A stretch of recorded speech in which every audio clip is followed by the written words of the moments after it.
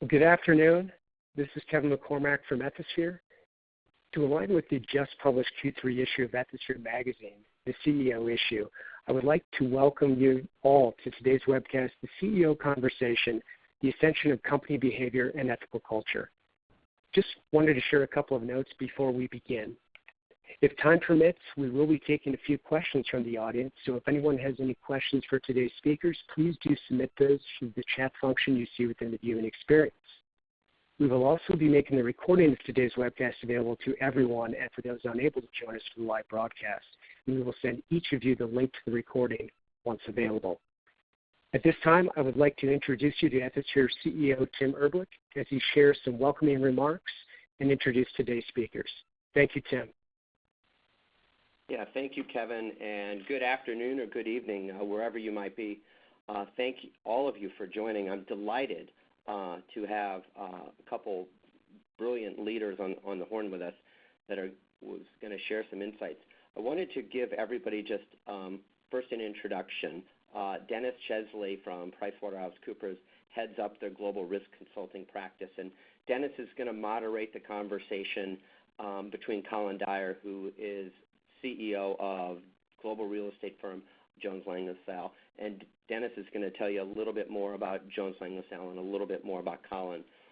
About Dennis has been a sort of leader in financial services for a very long time, and I've had the pleasure of personally knowing Dennis for a bit and even getting to know that Dennis really, during the sort of financial meltdown, did an amazing job helping develop the TARP program as well as the small business lending program. So, Dennis, thank you very much for joining. Before I pass it over to Dennis and Colin, I just wanted to give everybody on the horn a little bit of context of why we have a CEO issue, which both Colin and Dennis contributed to, and why we are focusing on the importance of the CEO at the top in the middle of the importance of ethical behavior by companies. We hear about things like tone from the top constantly. Thing that we now don't even talk about like tone on the top. It's really action from the top. And we all find ourselves in an environment where the news cycle is global. It's 24/7, 365. Good news and not good news travels very fast. And the role of the CEO is not just setting strategy, but in a sense setting the moral compass of an organization in really a global ecosystem is unbelievably important. So it is with that we think we at Ethisphere create things like the CEO issue, and we look for leaders like Colin and Dennis to sort of share their insights. So that's why we do it. It's intentional, and I hope everybody gets value out of the dialogue today. I know I'm certainly looking forward to it. So with that, I'm going to throw it over to Dennis Chesley. Thanks, Tim, and thanks to Ethisphere for inviting me to be your moderator today for this important CEO conversation on company behavior and ethical culture. I had to put you on mute here for just a moment because the sirens were going by, and I didn't want everybody to think that the building was getting tackled over here. But it's interesting. I'm in New York today in our offices, and so pardon any of the background noise if that comes out. But I am pleased to be joined today by Jones Lang LaSalle's CEO Colin Dyer. A little bit about JLL is a Fortune 500 global real estate services and investment management firm. JLL operates in more than 80 countries with more than 200 corporate offices worldwide, the staff at more than 1,000 client locations, and since Colin joined in 2004, the firm's revenue has grown almost sixfold through organic growth and more than 70 strategic acquisitions across the globe. We'll be inviting him to share some of his global perspectives on responsible business worldwide during this conversation. Worth mentioning is that JLL is a multi-year honoree by Ethisphere, including being honored this year as World's Most Ethical Company honoree, meeting an extensive criteria of leading practices around compliance, ethical culture, integrity, leadership, reputation, and corporate responsibility. As Colin has noted in his annual letter to stakeholders, with a more than 250-year history, JLL also knows what it takes to be a sustainable organization. Certainly, we want to touch on a number of these tenets today. Colin, thanks again for taking the time to share some leading insights with us. Yeah, pleasure to be here. So, As we think about JLL and its global footprint, we can appreciate why you elected to contribute an article on what does it mean to be global.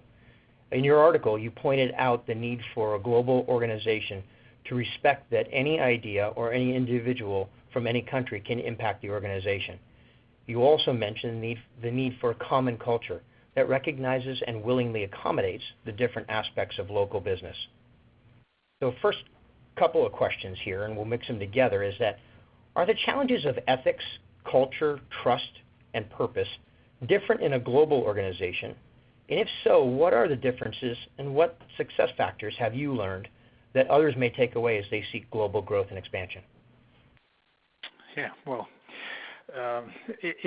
being a global company is a vast and challenging thing to aspire to be.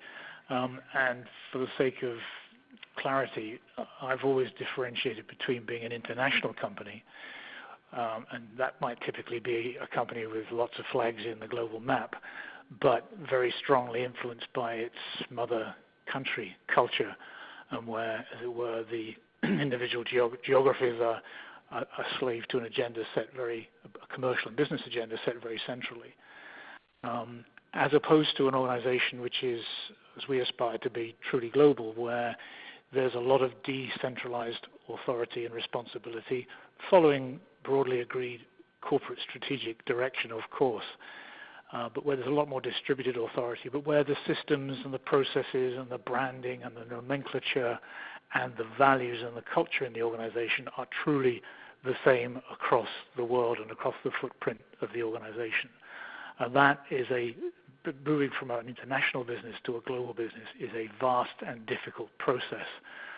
We know because we've been on that journey for 10 years. We're a good way through what we'd like to get achieved, but there are always new agendas to be filled in and achieved. So just a sketch as to the difference between international and global, at least in the way that we think about it.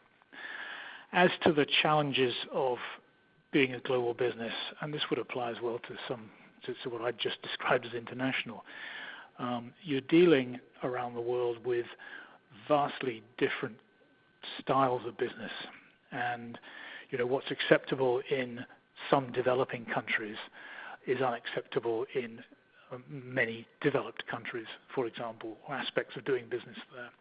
Things like the approach to gifting, which converge on bribery when it goes to extremes, the approach to the equality of treatment of women and minorities within a workforce. You're seeing vastly different standards around the world, and you're seeing vastly different legal frameworks between countries. And we often forget within the American environment that the legal framework around the way in which we treat people in the workforce, the existence of the Foreign Corrupt Practices Act, the standards of what's acceptable with or without the legal framework within U.S. business sets a pretty high bar, and it's easy to forget that bar doesn't exist in a lot of other countries which we deal with globally around the world. So how do you handle that? Our approach is very straightforward. We have what we believe is a common culture around the world. Let me split that back. It's common values. So we have a total commitment to ethical behavior with a no-tolerance policy for unethical behavior.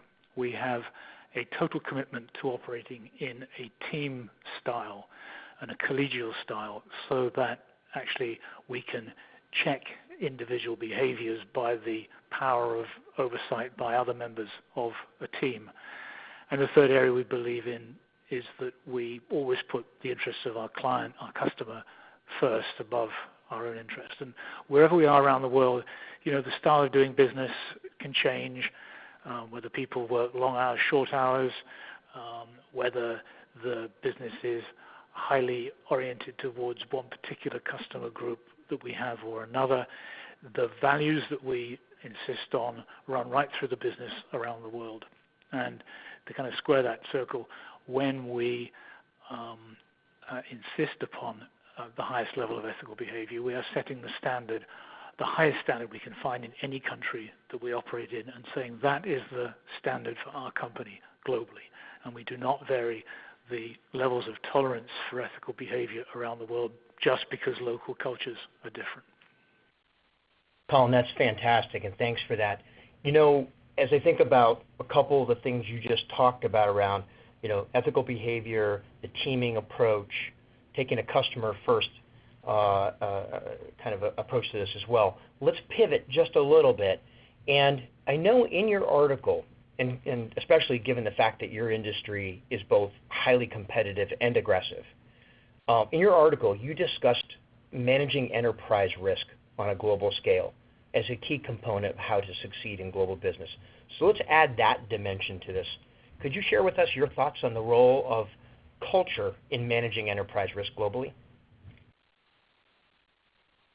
Yeah, I think it's having the right set of values, and values roll up to a culture of good behavior.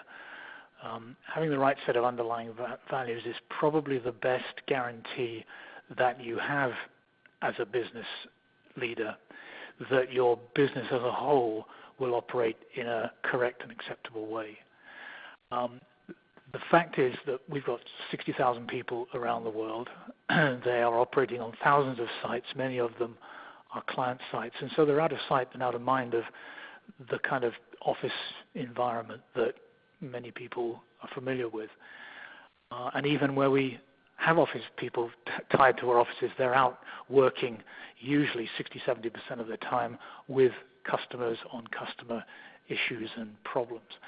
And any one of those 60,000 people around the world could, in this modern day world where things are so connected, could do something which damages a client's interest, damages our reputation, either because of bad work they've done, but damages our reputation also because they've done something unethical.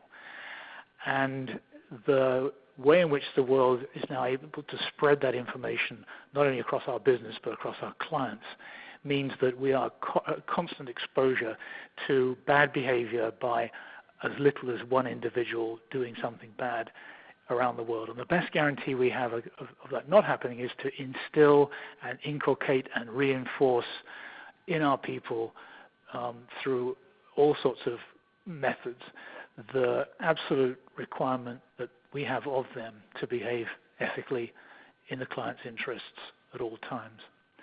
And a sort of microcosm of where that can go wrong, which is unfortunate, but it's all over the press and very current, is when in an organization like Volkswagen, people interpret an instruction to grow to mean grow at all costs, even at the expense of falsifying government-mandated emission requirements.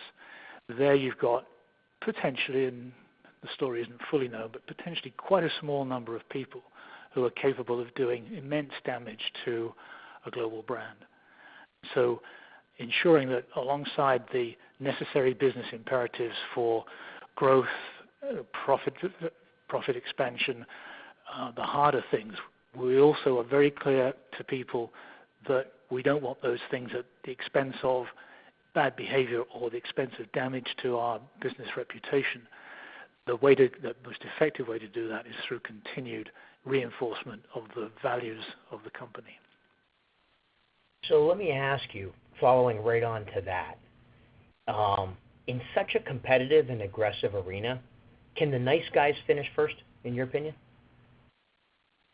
Yeah, well, I think it's proven that people, let's just take, what does a nice guy mean? If a nice guy means an ethical guy, then the answer is very certainly yes, because if you have the right mix of hard business goals, but determined to achieve those goals in the right ethical way, maybe being a nice guy in your terms, then what happens? You find that actually people, customers, want to buy from that sort of an organization. Good people want to come and work for an organization like that.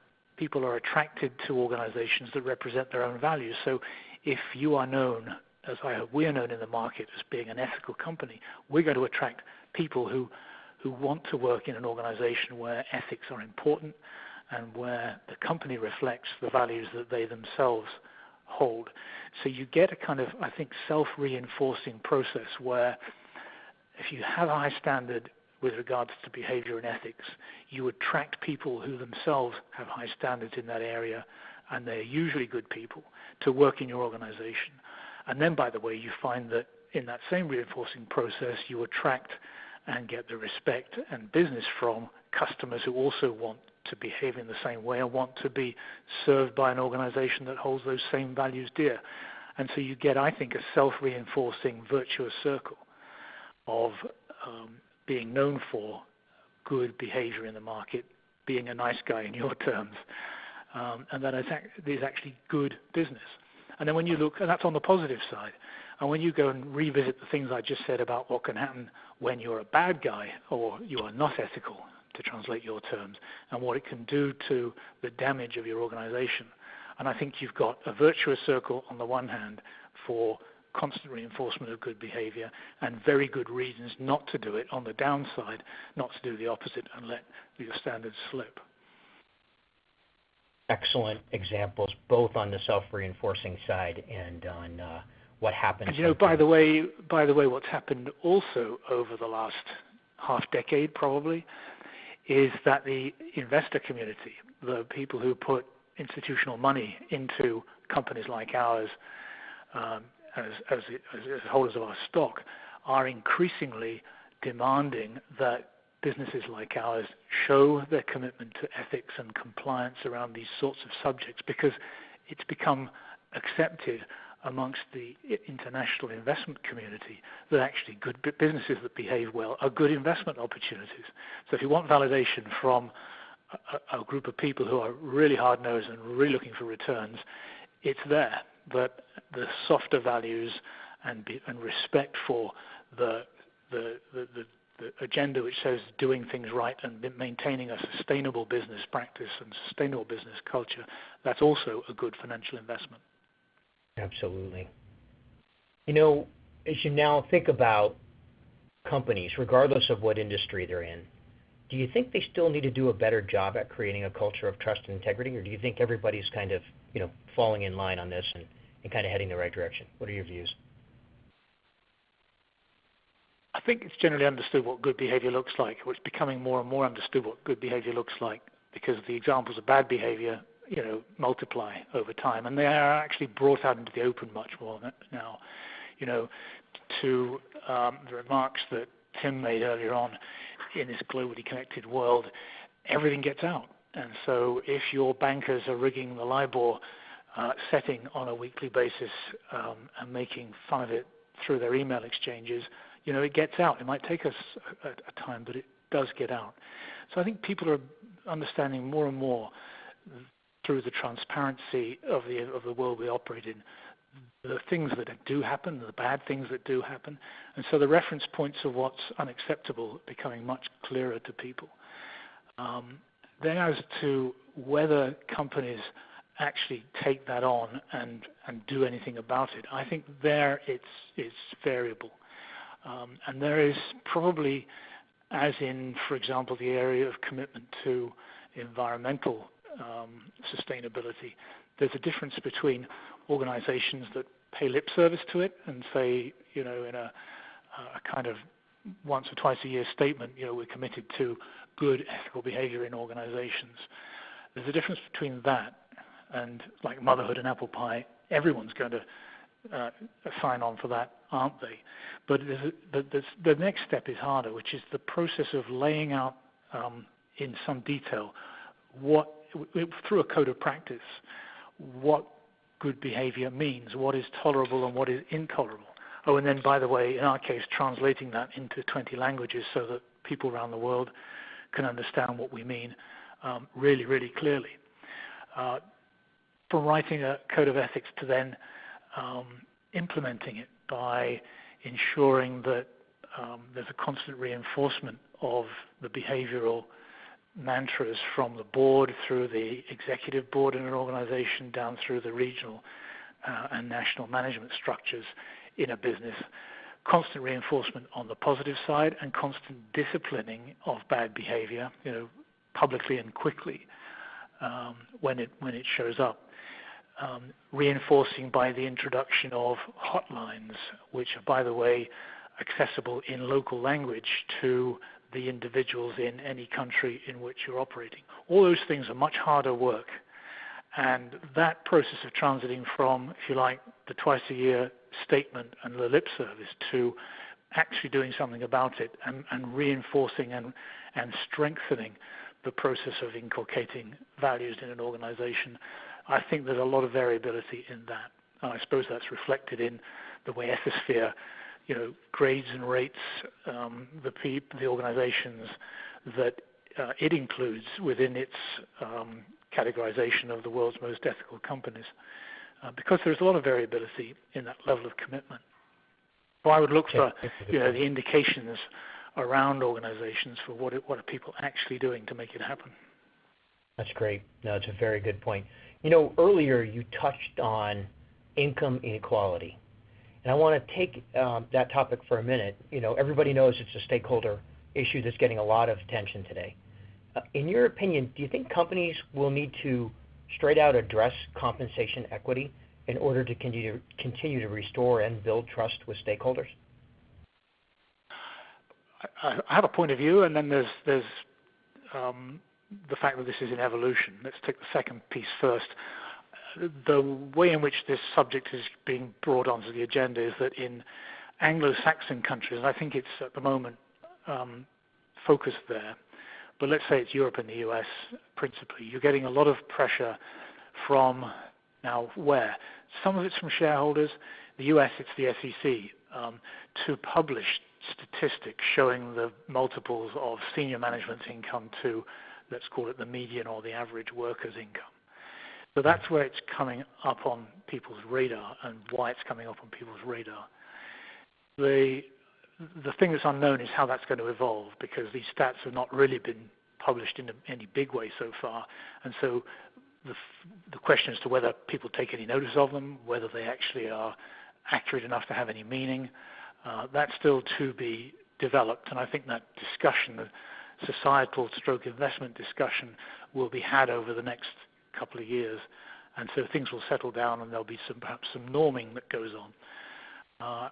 As far as a personal point of view on that and a corporate point of view, we're in markets where we have to pay people competitive incomes for their talents.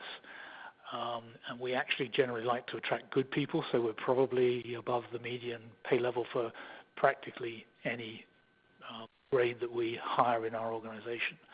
And that really defines what you have to do, because you're in a market for whether you're hiring someone to be a data input processor or whether you're hiring them to be a global expert in pharmaceutical management, corporate management, pharmaceutical real estate management, or whether you're asking them to run a country like Germany. There is a market price for what they do. And if you want good people, you have to pay that market price. If you go under that level, you'll lose people or you'll be unable to attract people. So the key test for any role is, are we paying enough to attract and retain good people? One. Question two, are we overpaying? And that's a question of constant reference to the local market, not to some median or multiple of the median average annual global pay of the median worker, but the local market. And that applies from my level as CEO right through to the organization. So the relevant check the board do with me, or the compensation committee do with me, is they benchmark my income against other senior people in similar sized organizations, and they do that for my senior colleagues. And I think that's the relevant test that in our estimation as a company, we should continue to apply, and we do apply. Colin, thanks for sharing your perspectives on that. That was good. Let's shift gears for a moment and go to purpose statements. Many companies are building purpose statements in recognition of the fact that future leaders seek to share values with their organization and increasing stakeholder expectations that the businesses play a wider role in society. Can you share any thoughts on the role of purpose in restoring trust? I think it's really good if companies can state a purpose, above and beyond EPS growth, and one that actually rings true, because a purpose statement that doesn't actually sound credible to either the internal or external audiences is probably worse than not having one at all. So yes, they can have a position. They need to, or they have a role. They need to ring true. I don't think, however, that every organization is in a position to create a statement which feels like to the greater audience that they're helping to save the polar bear or helping to save rainforests. Some companies just are not in the polar bear saving industry. But if, and this is where we have put our beliefs, if we can as a purpose state that we want to do our business and achieve what we do for our customers and clients with a strong focus on making our clients' business better, doing it in a way that provides our people with attractive and fulfilling growth in their own personal development, and by the way, enough money to provide themselves with the life, the funds they need to sustain and grow their own personal lives, and do that in a way that's responsible and sustainable. In the introduction there, Tim said we're a 250-year-old company. We've maintained our business for 250 years by evolving with the times, by constantly challenging ourselves to change what we do to be ahead or be at abreast of or ahead of what's going on in our markets. But we've also done it in a way that continues to build on the franchise of trust and reputation for client service that we've built through generations. And that sustainable organization comes through attention to our clients' needs, but also attention to good ethical behavior, more and more so in today's world, in a way that ensures that the environment is damaged as little as possible through what we do and through the contributions that we can make. So I think that area of purpose statement is interesting. Summarizing, I'd say it needs to ring true. For us, the purpose that we espouse is one of being a sustainable organization, one that contributes to our clients' needs and hopefully does as much good as we can for our environment around us and builds our business in a sustainable way for the long term. And over the past decade or so, headlines have showcased a lot of companies embroiled in scandals. Do you think there's a systemic problem with leadership? Do you think there's a problem with culture? Do you think it's both? And from your perspective, are there lessons that can be applied? It's a lot of the noise has come from the financial services area, and I think there was a particular difficult period there during the 2002-2010 era. And obviously bad things have been happening before that, but in that particular era, the mixture of incentives which were placed in people's hands to achieve returns at all cost, and by the way, that for the organization, and by the way, that rewarded them in a disproportionate way. So there was an asymmetry of risk. On the downside, very little risk, but on the upside, if you were able to achieve financial goals, you, as well as the organization, made a lot of money short term. And I think that produced right through swathes of the financial industry, from sort of mortgage lending in the US to what happened in the Landesbanken in Germany, produced a lot of the tone which has sort of pervaded the business environment since then. I think the way in which the financial regulators have come down on that industry since then is probably, the pendulum is almost swinging the other way now to sort of over-regulation and over-caution. But that sort of set a tone for people being much more vigilant about bad behavior throughout the corporate world. And we've seen other misdeeds in other industries put much more quickly and readily under the spotlight as a result of the enhanced attention that bad behavior is getting. So have things got worse? No. have they become much more exposed? Yes, I think they have. Is there a lot of work to do to right the situation from where we are now?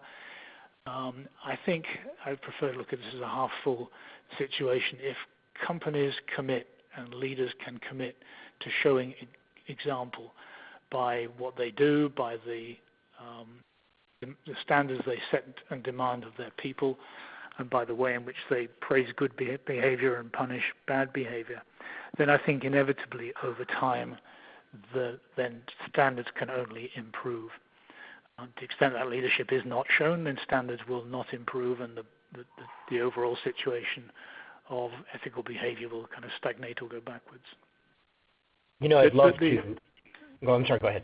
Yeah, I just said the virtue of transparency in all this, the way in which the social media and the internet in general are opening up the agenda, are opening up the visibility of bad behavior is really interesting.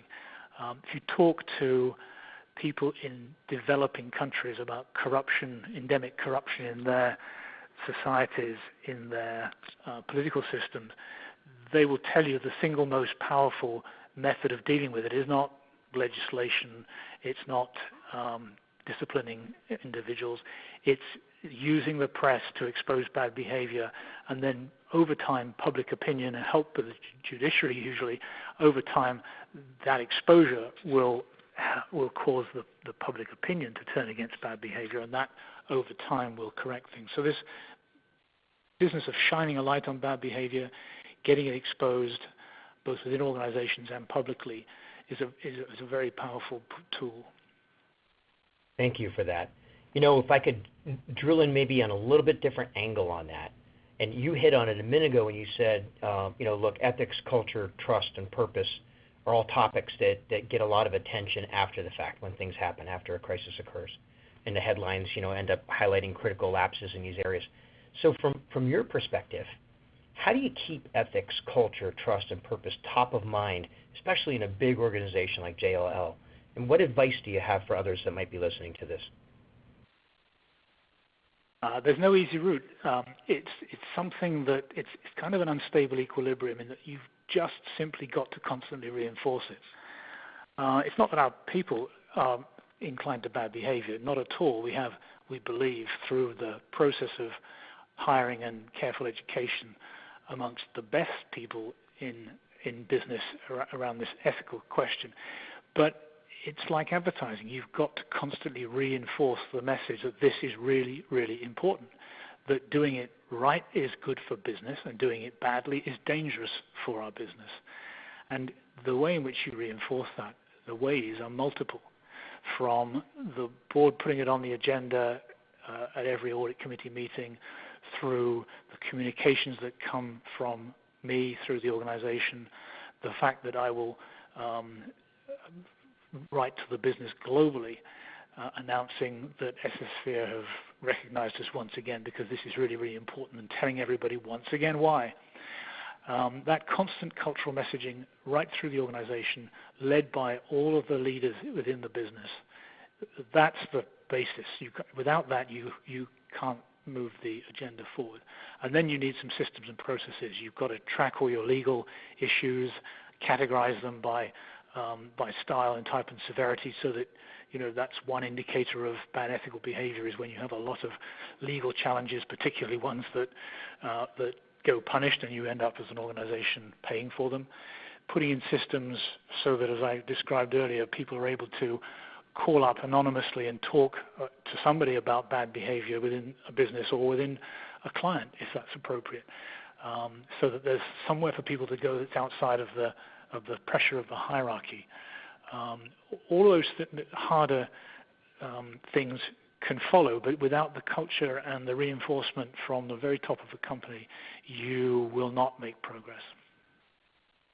You touched on the board a minute ago, and if we could just maybe look through the eyes, the lens of a director, what role do you think directors have in fostering and encouraging a strong and positive culture of ethics, trust, and purpose?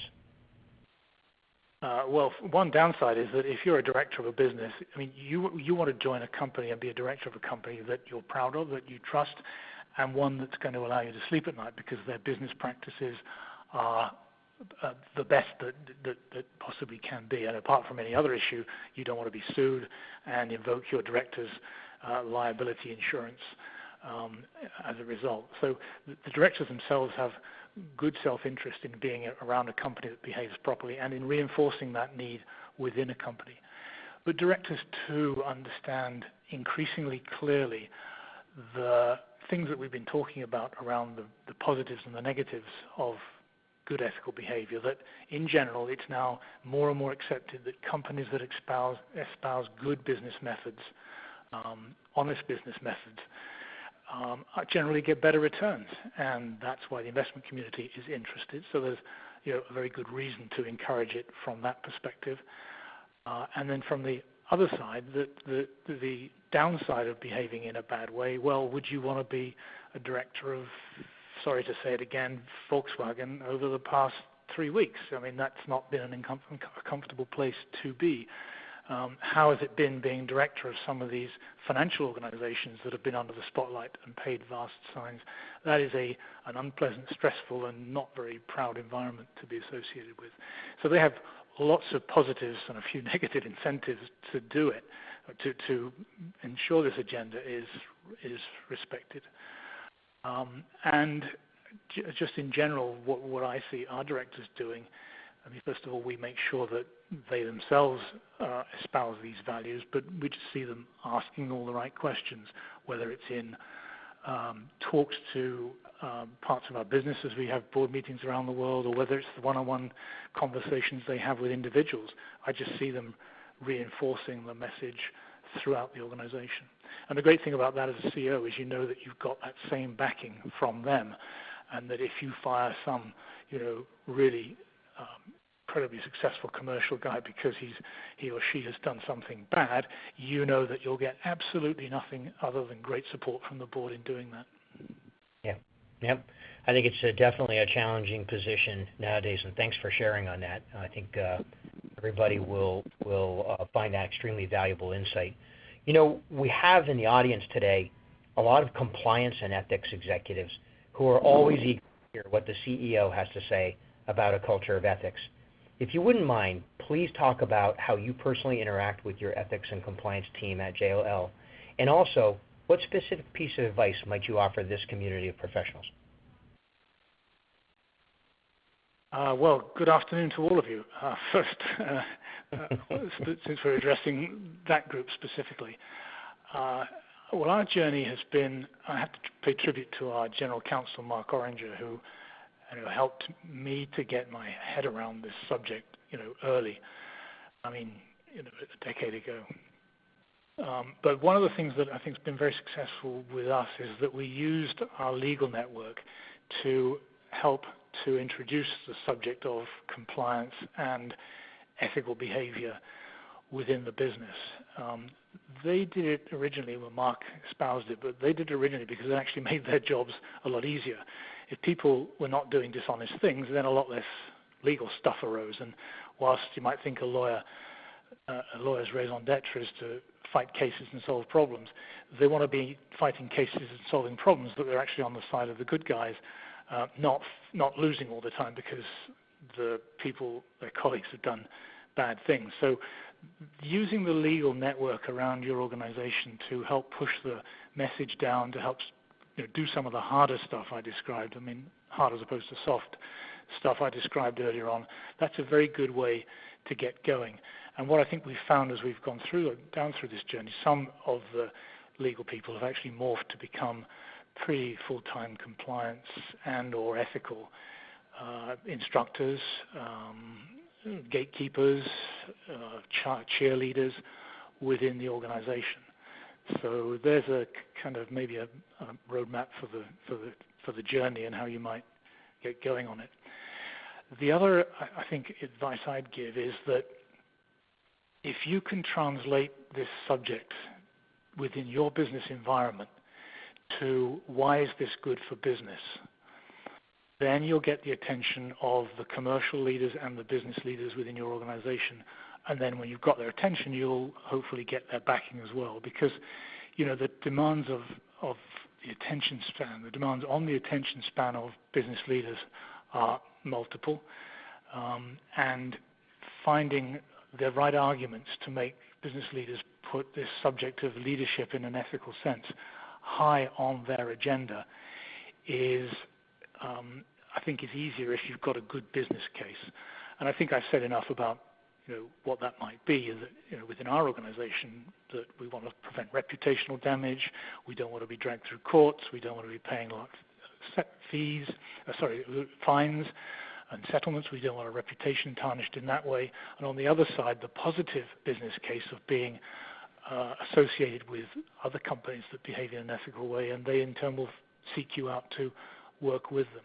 But that business case is the most powerful thing you can develop. And I believe that most industries and businesses can quite easily develop that business case. So those are two kind of pointers.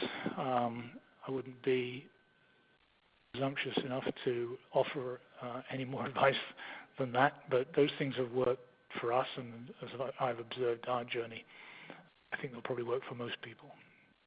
Thank you so much for that. And before we turn it over to Kevin to see if there are any questions, I just personally want to thank you for kind of this getting us into your head a little bit and tackling some of these, what are actually pretty complicated topics and important matters. And we really appreciate you sharing your perspectives with us today. Kevin, if I could, thank you. Kevin, if I could, can we direct it over to you to see if there are any questions? Yes, and thank you both so much. And we just have a tremendously engaged audience. This is a topic that really resonated with so many people. And I think just a couple of questions that we have time for, but we've been hearing a lot of the discussion about kind of this idea around ethical culture. So one of the questions is, what are kind of the most challenging hurdles that the CEO has to overcome in terms of promoting the ethical culture throughout the organization? And specifically, how do you engage middle managers to have a real tone at the middle? Well, let's just start with, let's assume we're having this conversation within one country. And then we'll broaden it out to the challenges of multiple countries and how that impacts. A lot depends on where you're starting from.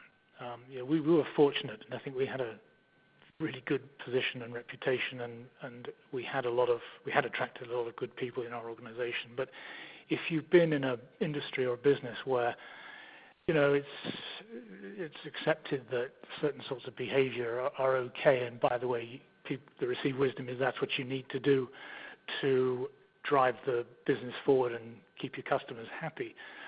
That's a toughest place to start from, and you've got to sort of work through why is that received wisdom? Why is the old way that people have done things not right, not the way of the future, bad for business, to the point I was just making about making the business case?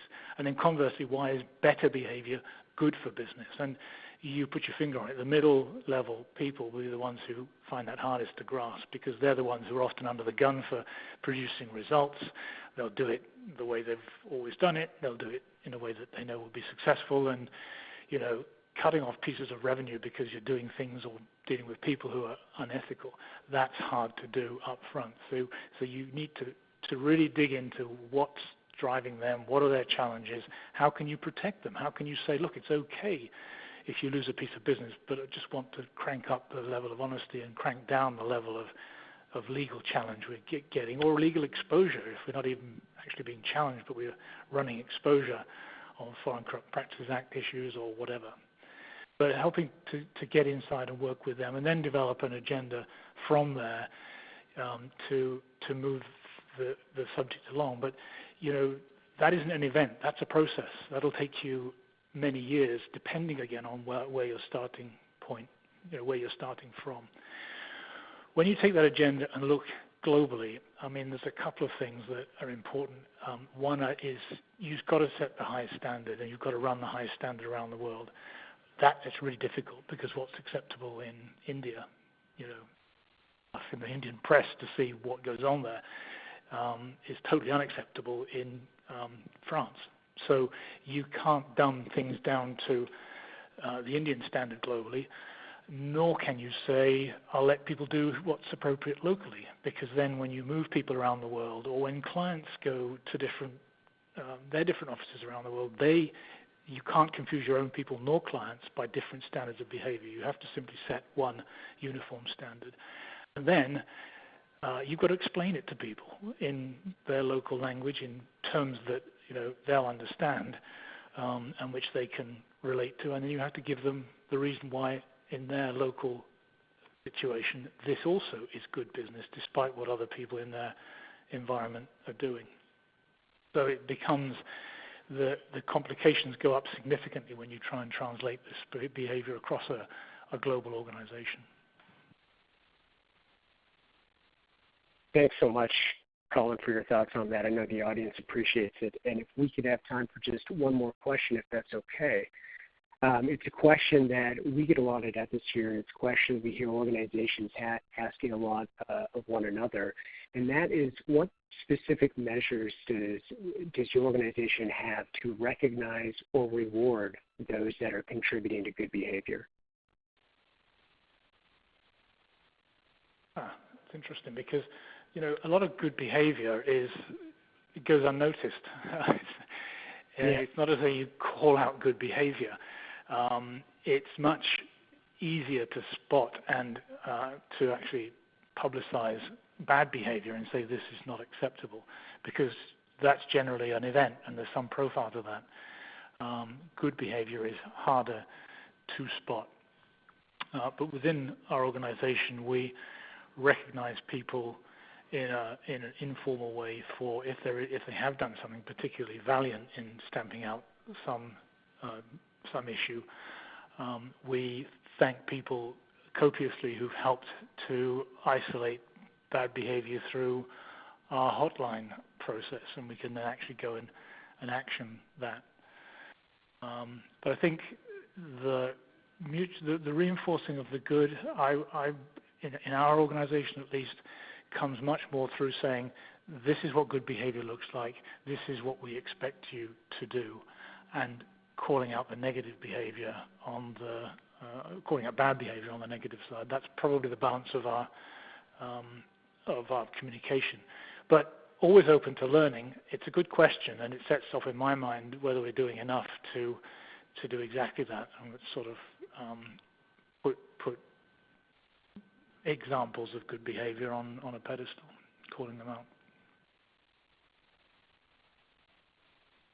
Well, thank you again, Colin, and thank you to Dennis so much for your time today. Just a fantastic discussion and just tremendous perspective shared. I know the audience really appreciated it, and we do as well at Ethisphere.